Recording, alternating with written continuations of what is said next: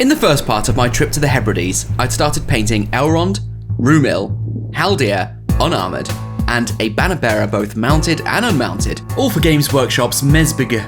Rumil managed to cut my workload down significantly by being eaten by my dog, so I was left with just the 4 remaining models as I made my way to Lewis and Harris in the Outer Hebrides. Whilst there and painting my miniatures, I also wanted to find a list of wildlife: dolphins, seals, otters, deer, and golden eagles. I saw what I will swear with my dying breath was a dolphin off the side of the ferry. Then, after a failed hunt for seals, I did manage to find an otter under a bridge. Finally, as I headed to my final stop for the first part, I saw deer flashing past my headlights. They were first on my list to track down the next day. That is, of course, once Skye and I had found the energy to actually get out of bed. Welcome to Battle Camper. How have you ended up with the pillows?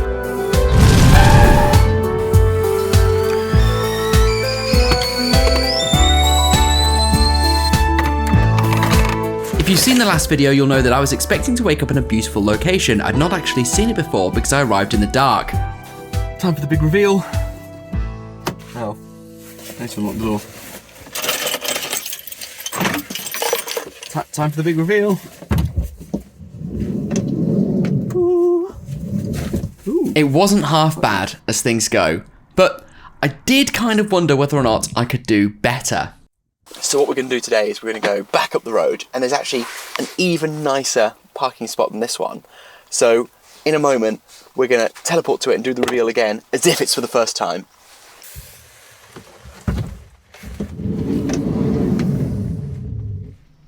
Perfect, that's much better. And we can all just pretend that that's the one I went for at the first opportunity. I was overlooking Loch Seaforth, and it certainly was a sight to behold. From this vantage point, I could see back down the road and over the woods that I knew I'd need to search in order to find the deer I'd spotted yesterday. Given I had this remarkable piece of portable technology with me, I figured I'd use it to scout out ahead and see if I could find any telltale clues that would help me narrow down the search. I'll play that clip in full because, spoiler alert, you can see the deer. Look carefully and see if you can spot them.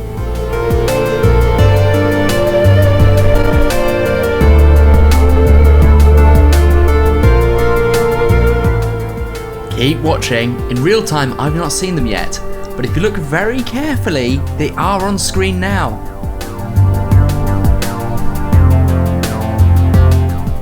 Don't worry if you didn't see them.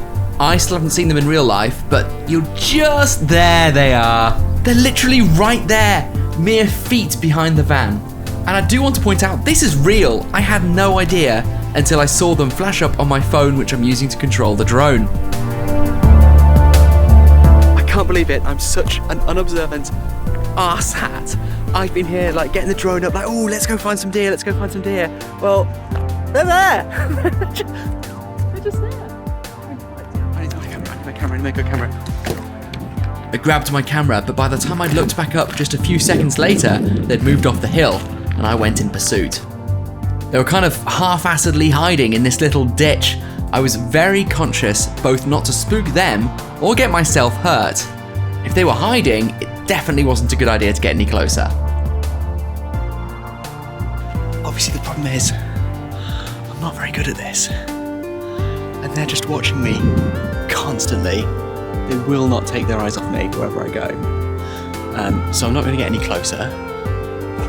That would be a stupid thing to do anyway. But I do want to paint near them. I don't know if that's stupid, but it feels like something that is going to be a bit joyful. So I'm going to set up right here by the side of the lay-by. Just get a couple of brush strokes in their presence. It was a nice dream, but it simply wasn't to be. There's actually a rock there. I might sit on the rock. Oh, they're going. I'm going to have to be quick. Yeah, okay, fine. It's disappointing that they've gone. But they clearly don't feel comfortable with me around, which means best case scenario, I'm hassling them and basically kind of ruining their day, which is a bit of a dick move. Worst case scenario, they'll kill me. So we're going to wander on. Not to worry, that had been an epic start to the day, and I was going to mosey on to my next destination. something that had attracted me to the Hebrides in the first place, a Gold Eagle observatory. I was diving into the deepest west end of North Harris down more of these classic wiggly little roads.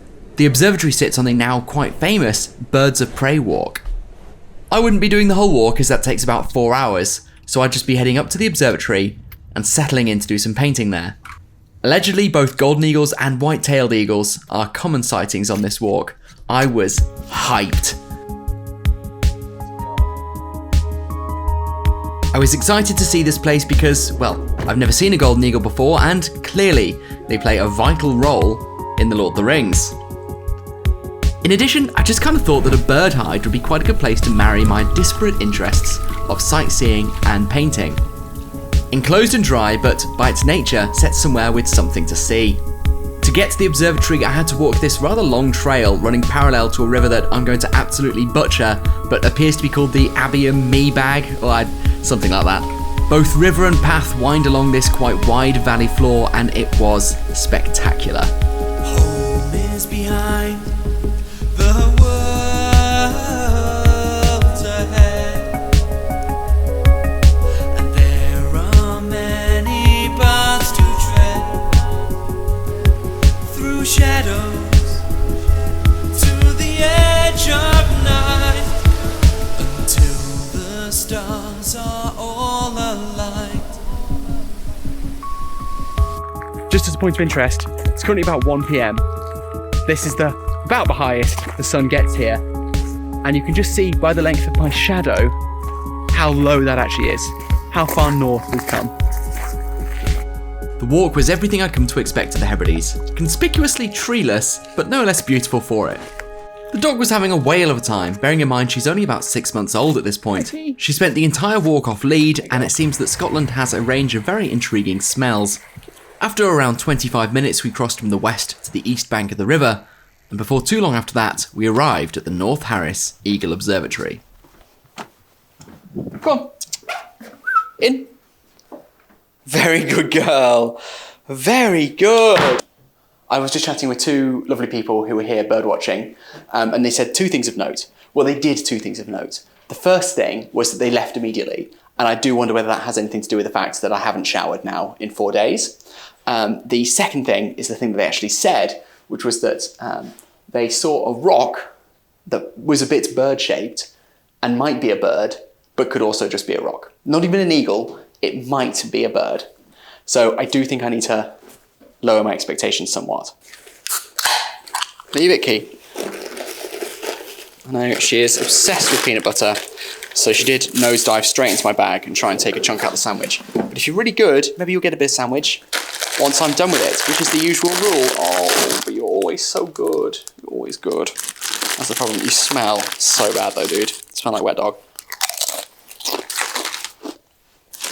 Okay, it's become apparent that I definitely scared those people off somehow, whether it was my odour or my general demeanour, because they've gone like 100 metres and then just stopped. And they're still looking at the rock. There might be a bird, but there also is probably a rock. So clearly they're not done with it. They're just done with me. They're still sat there. I feel so bad. I don't even have binoculars. I'm not bird watching. They should have stayed and I should have gone. I've turfed them out and they know what they're doing. So, Key ate most of my bagel. The crisps I bought are repulsive and out of date, so I thought, well, I'll just move on to my dessert, which is a cake bar. Look at this. Look what happens when I bite into it. Oh. I think it's been in a van for about 2 years. It tastes fine. Just the texture leaves something to be desired. I didn't catch Key on normal film stealing my sandwich, but this is the exact frame she goes for it whilst the camera's on time-lapse. Still, with breakfast done and after a fashion, it was time to set up and get painting. Now, what I'm doing here is, and you guessed it, painting cloaks. That's right, if you've seen part 1, you'll know that I spent almost the entire 40-minute video painting cloaks, and it seems I'm still painting cloaks. I was glazing with a light crystal blue and a saturated darker green. I wanted to make it look more like a transition from green to blue, and less like the whole cloaks were just turquoise. Key is chomping at the bit to get back outside. A little bit longer, dude. You are not going to eat any more miniatures. You are not going to eat any more miniatures, okay? That's a big Neddy no-no. You're also not going to eat my crisps. That's also a Neddy no-no, although slightly less significant. This was a truly fantastic place to paint, and doing the glazing and some edge highlighting with Baharoth Blue actually whiled away around 2 hours. Soon enough, clouds gathered and you could see the rain rolling in over the hilltops. So the rain was fleeting, which is a blessing, but it's 1:30 PM and we're already into sunset territory. Absolute nonsense. I'd packed away in a bit of a hurry because another group had arrived and I was just too embarrassed about my bodily odours to inflict them on another person in a confined space. Sadly, this meant I didn't get the opportunity to verify whether it was a rock that looked like an eagle or an eagle that looked like a rock. So when I arrived back at the car park, I took a moment to admire one of the most spectacular sunsets I have ever seen, and then went out one last time to see if I could get a glimpse of this bird before hitting the road.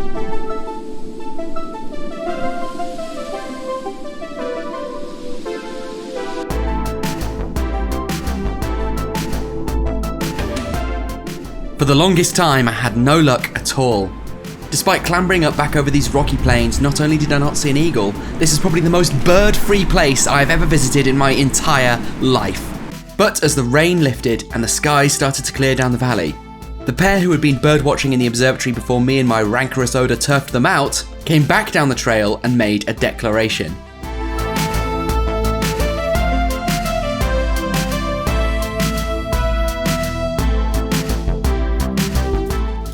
I have been promised by people with professional looking gear that these are gold eagles. 2 of them. So as I headed back east, I considered that a big win. Yes, fine, I had been hoping for a slightly closer encounter, like maybe one would swoop down and steal my crisps like a seagull at the beach, or they'd come into the van like the horses in the New Forest. But then again, I guess having 2 people who are reassuringly dressed and have posh accents, guaranteeing me that 2 dots in the distance with about as much definable shape as specks of dust on my camera lens are actually gold eagles is the next best thing. Anyway, we were back in the region of Luskentyre, which is where I'd stayed the first night, except we were going right down the track to the end of the headland. This is where the famous beach is, and it's where I was going to set up and try and get a bit of honest-to-God painting done. Okay, we've both eaten. We've both been for a pee break.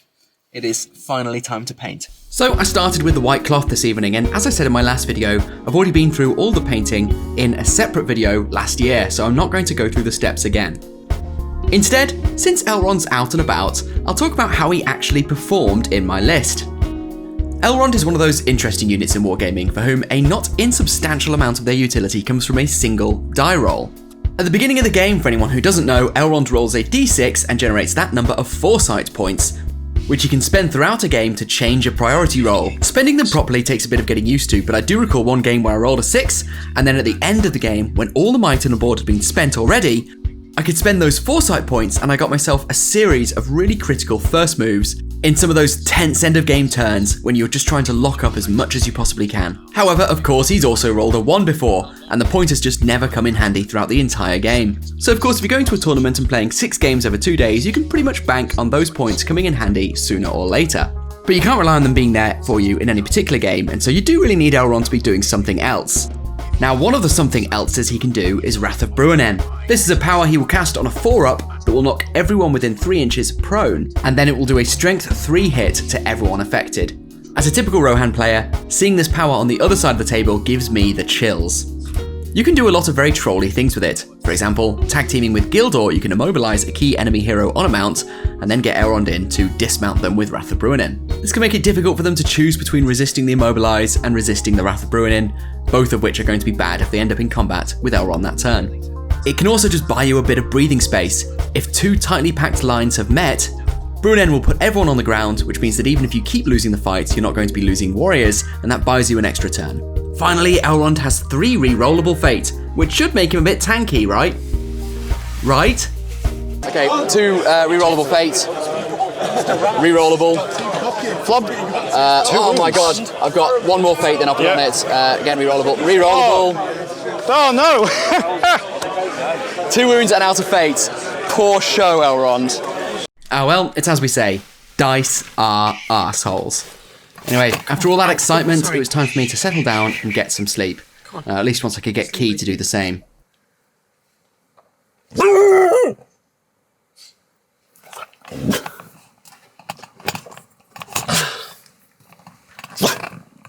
She's barking at her own reflection.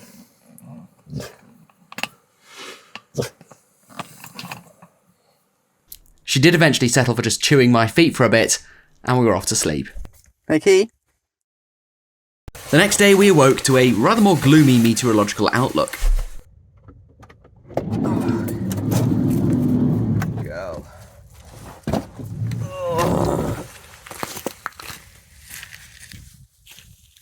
Ready for brekkies, Key? Ready for brekkies? Down, down, good girl, spin around. Good girl, ready for brekkies? Okay, down, spin around. Good girl. Stay, stay. So, after brekkies, we headed to the beach, and it turned out we'd not picked a great day for it, although at least it wasn't raining. Yet. Even in this weather though, I could see where this beach gets its reputation. This is actually the first time Key has ever been on a beach, and I'm thrilled it's this one. I don't think it's many puppies that get their first taste of snow and sand in the same week.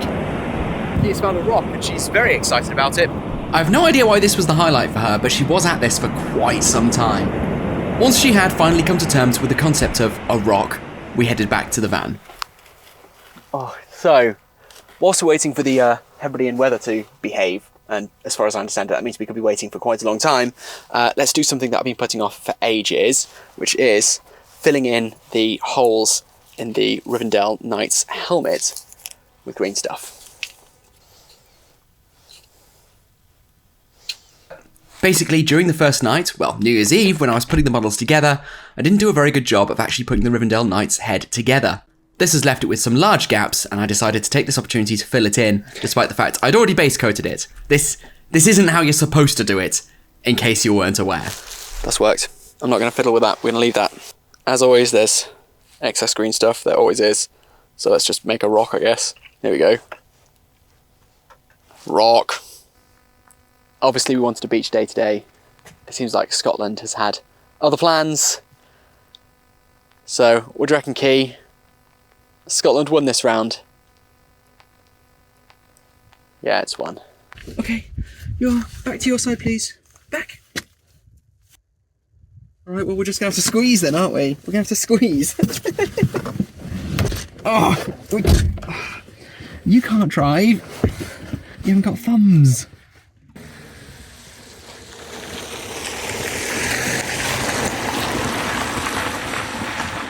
There was another location I wanted to head to, where I thought I might get an even closer encounter with some golden eagles. That's right, even closer than the two blurry specks I showed you earlier. This is Lochanan Lacastale, which is either in North Lewis or South Harris. Oh, or South Lewis or North Harris. I can't remember, and I've not got time for superfluous Googling. The point is, it's another good place to see golden eagles, and since I was robbed of my beach day, I thought I'd jump at that opportunity. Unfortunately, the weather was deteriorating quickly, such that I couldn't let the dog's paws touch the ground for fear of messing up the van. Now, I have to have a chuckle watching this footage of me turning my heater on back, because one of my subscribers, Cameron, is touchingly concerned about the fact that I might poison myself with the heater. But no sooner had I set up than I remembered that the only stand selling hot food in an hour's drive in any direction is actually open for the first time today. With the weather being what it was and the fact that I hadn't had a proper meal in a couple of days, it seemed like a great opportunity to settle in with a chonking great lunch. I can't tell you how good this smelt after such a long time without a decent meal. Clearly the dog agreed. Can't even put it down. Out of the way. Leave it. Leave it. Leave it. I know this looks a bit bleak, but I actually love days like this. Popping into town to grab some hot food and drink, and then finding somewhere remote in the van to just get all cozy and spend a few hours with the miniatures.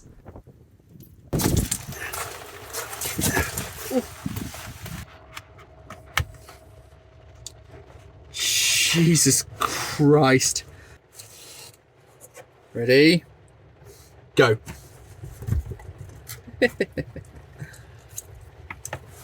Do you really want to go out? Key? Why? Can't we stay warm?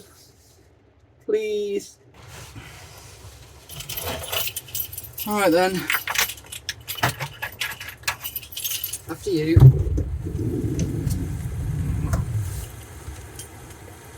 Don't tell me you're changing your mind.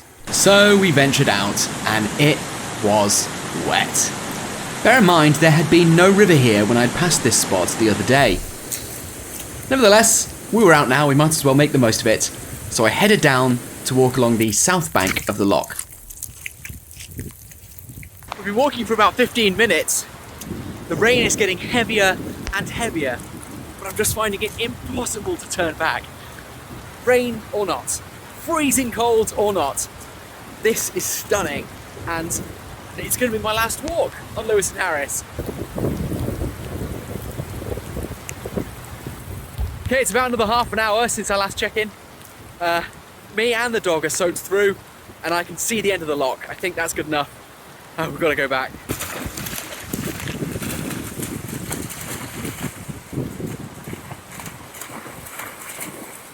I had literally no idea how I was going to get this dog, or even myself, dry.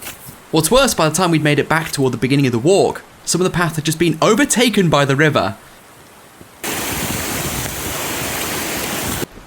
I decided to dump the dog in the front of the van until I could figure out a plan so as not to infect our living area. It was a plan that I think was elegant in its simplicity, a very long towel dry session.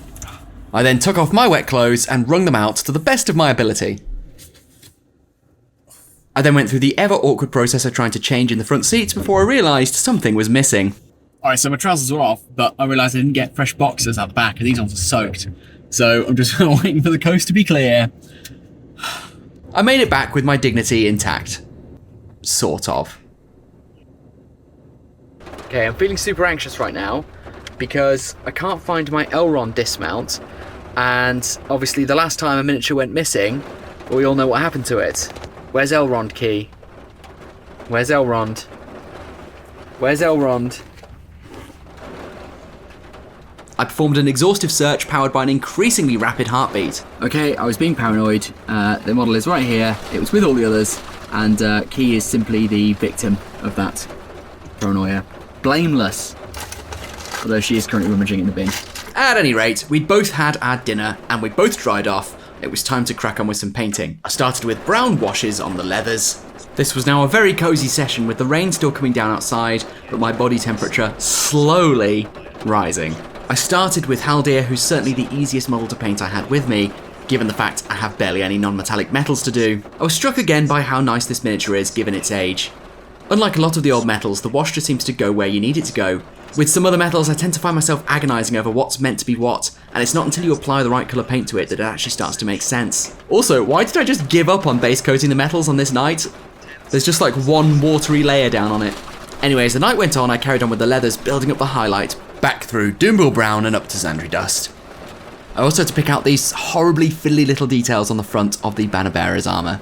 The Banner Bearer is another miniature that unfortunately has just never seen the battlefield yet. The mounted version has always just been killed outright. It's the slightly deflating thing about painting dismounts. You never quite know whether or not they're actually going to see the game. Anyway, after a while I moved on to Elrond's horse, beginning by washing it with Reichland Flesh Shade.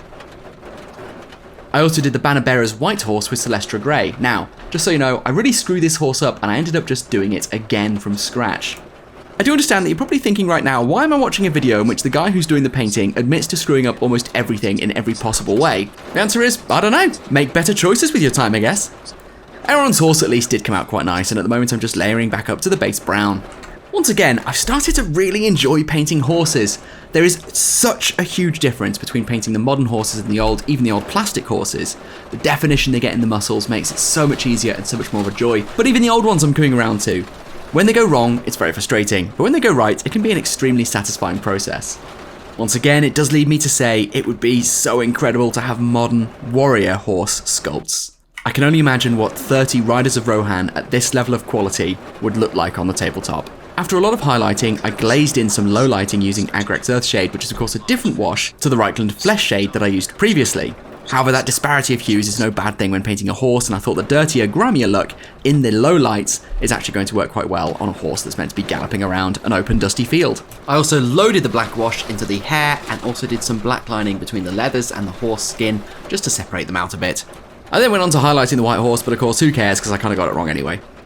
I know that wind makes noise, but I think frankly this borders on the obnoxious. I spent a long time that night with Elrond, never really settling on a particular feature to paint and just darting back and forth between different colours. Batch painting might be more efficient, but sometimes I quite enjoy painting like this. Just seeing a feature, realising there's something that needs doing on it, and doing it. It's not efficient, but the model tends to come together a lot more organically that way. Anyway, this took me long into the night, and after a long day, it was soon time for bed. Very early the next morning, I was sat watching a ship open wide, ready to swallow the van whole. We were heading back to Skye for the last few days of the holiday. More than anything, I was looking for a warm place to sit with a cooked breakfast. Happily, that is exactly what I found. Before I knew it, we were disembarking at Weeg. I made a beeline for my first stop of the day, and one that I was very excited about. I'd be hiking the Quiraing, a walk that is probably second in fame only to the Old Man of Store. Now, I'd been told that this is the better of the two hikes, and I was trusting my colleague to be right on that. Before I even set off, the wind was extreme, buffeting the van as I was trying to park. However, just 5 minutes into the hike, I started to understand what all the hype was really about. I very ambitiously brought my drone. Might be too windy. My drone weighs 249 grams. I think I was right. It might be too windy.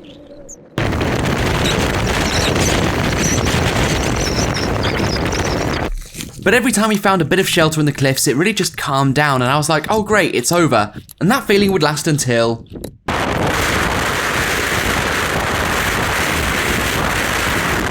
On top of the wind, there was also the problem of the quite treacherous path in places, and my over-enthusiastic 24-kilogram Labrador puppy. I had her on a short lead, but at 6 months old, her etiquette is not great. Don't pull, Key. Don't pull. Don't pull. Good girl. Good girl. Don't pull. Don't pull, dude. Don't pull. Now is not the time. Now is not the time for pulling. You saw how the cliff drops off on one side of the path there. Well, it was about to get even worse. This bit of the path appeared to have just slipped away, and I had no idea how I would get my dog up the other side. The hikers before me have done it, and it's obviously doable. There are little stairs, but I just don't see a way of getting a 24-kilogram Labrador up that slope. I was genuinely ready to turn back, but as I was agonising over it, the dog seemed to take things into her own hands.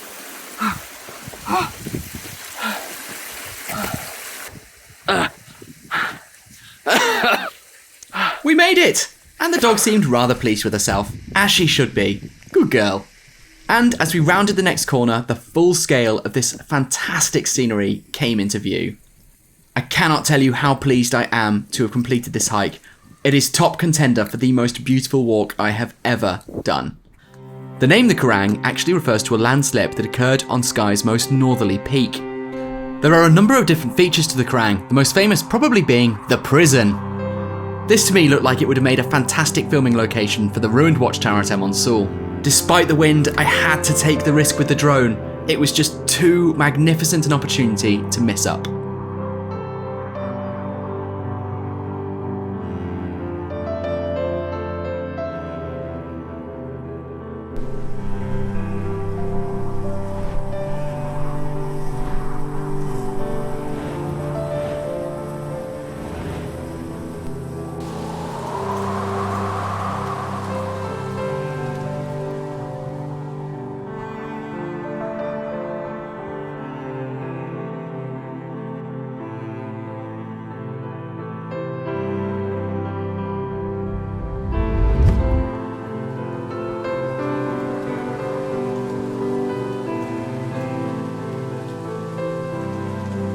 Set up on a wonderful spot, apparently overlooking the entire Isle of Skye, and got ready to do some painting.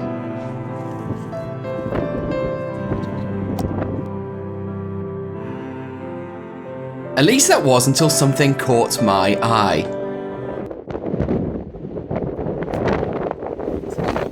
That's an eagle. That's an eagle. That's right, I spotted an eagle. And for any of you bird enthusiasts at home saying that's not an eagle, it is! It's an eagle. It is an eagle. Just because its size, shape, call, and behaviour seem a little bit off doesn't give you any right to disparage my eagle sighting. And if you post anything in the comments about it not being, I will sue you. I will sue you. It's an eagle. Anyway, with that resolved and everyone definitely agreeing that it was absolutely an eagle, I got back to it. To make things simple for myself, I was just hoping to finish off the details on Haldir. That limited the amount of stuff I had to remember to bring with me up the hill. Of all the trips I've done, of all the places I've painted, this just has to be one of the best.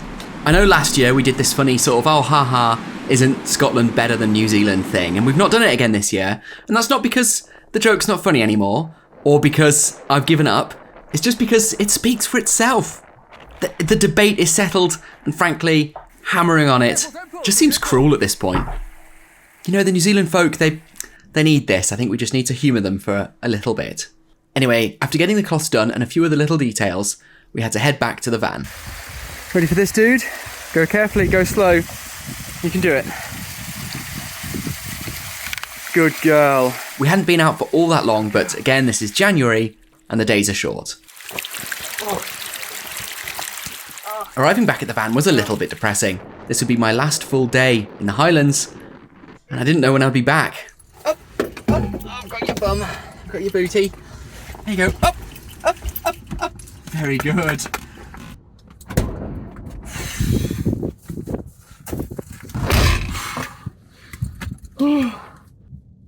I was wet and I was tired. I felt that tonight would be the right time to shun the wilds and head back to civilization. And the weather agreed.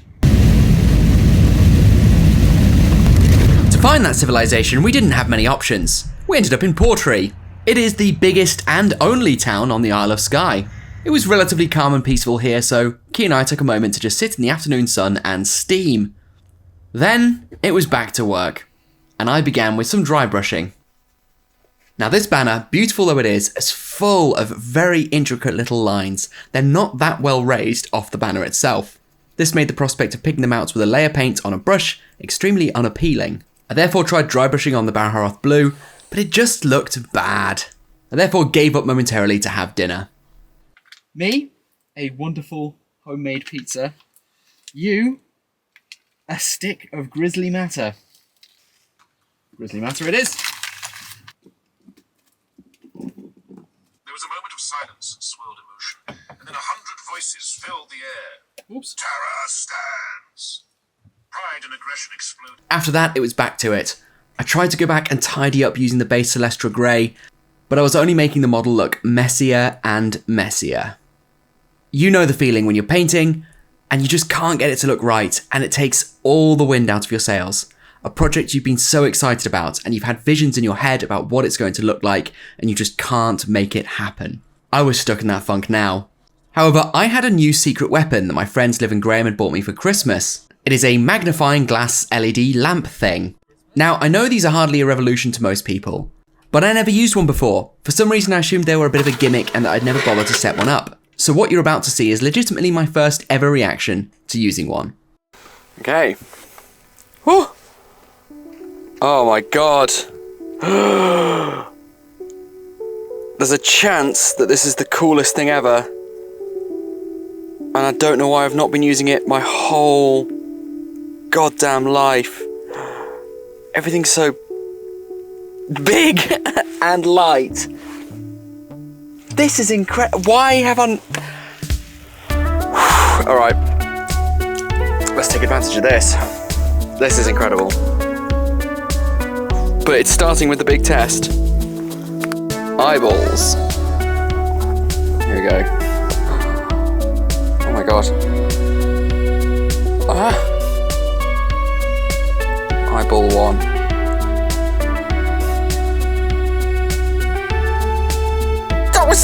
That was so easy!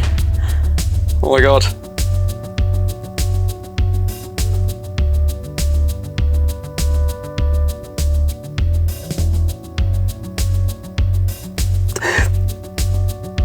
That was so easy! That was so easy! I did it!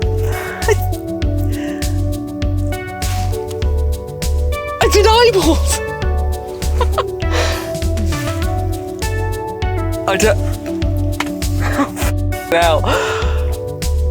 don't think I've ever succeeded at that first go before in my life. It was so easy. I'm giddy. I'm so excited. Oh, this has lifted my spirits. It really, Graham, live. If you're watching this, absolutely superb gift. Absolutely superb. I'm never not using this again.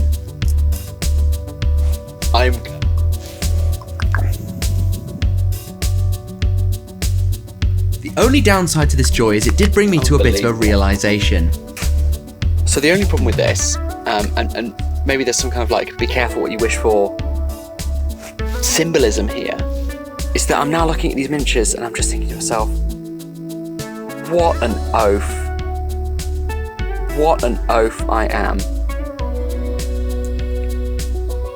It's funny then that this should be ring-shaped because it is a blessing and it gives me power.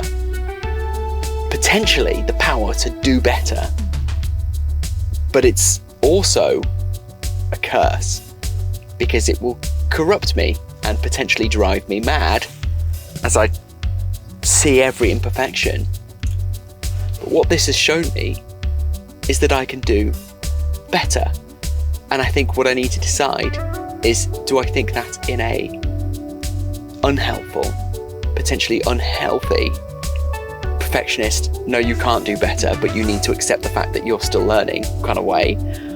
Or do I think that in a, yeah, you know what, you've now got the tools to push yourself further and make something that you're really proud of? Ultimately, I decided that I can just do better. I even repurchased the Elrond set in order to entirely start over. That's just how profound a moment this was. I have not stopped using this magnifying glass since, and it has changed things for me. I truly feel I'm a much neater painter now. So I am sorry if anyone feels duped by this video, because none of the miniatures actually really made it to tabletop. However, I came away with so many valuable lessons, and that was worthwhile because I think the elves ended up looking really cool. You can see here I really brightened up the cloaks and went to town on the non-metallic metal armour. I put a lot of effort into making sure they were neater, using the new magnifying glass. There's still a lot to learn, and I think even more work to do on these guys before I'm really happy with them. But I'm still proud at where I've got to, and it all started on this trip. And we're not going to think about what might have happened if I'd used the magnifying glass at the start of the holiday.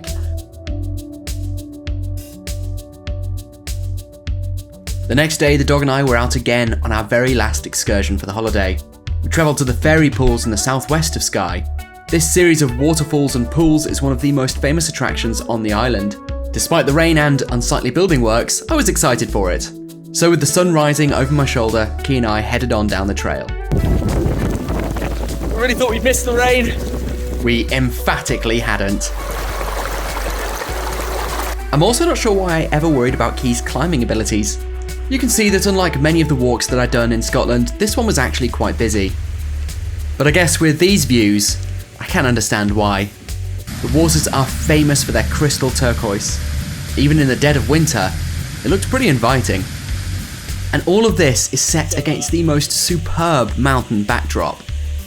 I hate to say it, but it's your move, New Zealand. In less than an hour, we'd reached the last of the falls, and as much as I didn't want this holiday to end, it was time to begin the drive home. So I might not be coming away from this project, this holiday, with a pile of painted miniatures, which of course would have been nice. I'm not going to pretend that wouldn't have been nice, and was ultimately the aim, but I do feel like I'm coming away with something more. A legacy. There you go. As I headed back to the van, that's the best spin on failure I can possibly give you. Thank you so much again to all my patrons as always.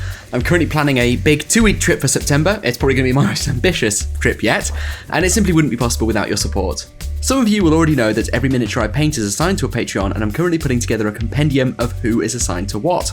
This is so Patreons can get to know their familiars and track their rises and falls in real time. There is another way to support the channel now though, in case you're the kind of person who wants a return on their investment, and that's with merch. As we say here on Battle Camper, dice are arseholes, and I think this is an important public service announcement, and so why not confuse your colleagues by spreading the word with one of these Dice Are Arseholes coffee cups. They are £15 plus postage. Just drop me an email at the address in the description and I'll generate you an invoice.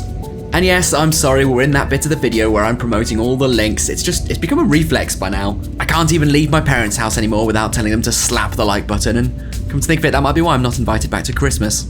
Anyway, there's a surprisingly fun Facebook group, there's a Patreon, but otherwise just thank you so much for watching.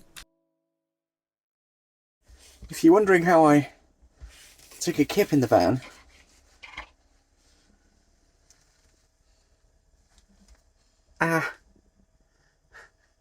with difficulty.